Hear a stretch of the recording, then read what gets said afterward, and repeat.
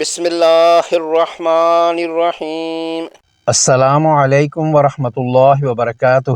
یہ چند الفاظ سورہ مبارکہ الاعراف کی آیت 196 کے ہیں۔ ان میں لفظ ولی کے بعد اردو کی بڑی یا ویسا حرف زبر کی علامت کے ساتھ لکھا ہوا ہے۔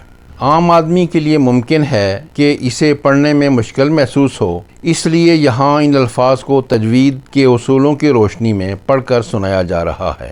اِنَّ، جہاں بھی نون مشدد یا میم مشدد ہو وہاں لازماً غنہ کیا جاتا ہے۔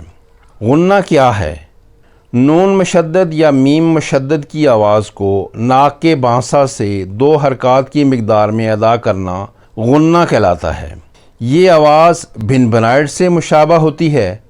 اس دوران ناک کے بانسا میں، جس کا عربی نام خشوم ہے، جھنجھناہٹ محسوس ہوتی ہے۔ ولی، یہاں پہلے دونوں حروف عام تلفظ سے جبکہ یا مشددہ کو زور دے کر ادا کرنا ہے تاکہ تشدید والے حرف کے اندر موجود دونوں ایک جیسے حروف کی درست اور مکمل ادائیگی ہو سکے۔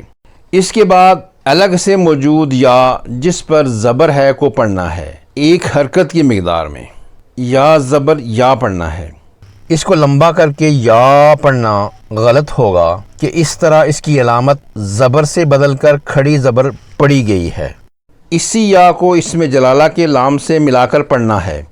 چونکہ اسم جلالہ سے پہلے زبر آ رہی ہے، اس لیے قاعدہ لام تفخیم کے مطابق اس لام کو پر یعنی منہ بھر کر موٹا پڑھیں گے۔ یاللہ، سارے الفاظ اس طرح پڑھے جائیں گے، ان ولی یاللہ۔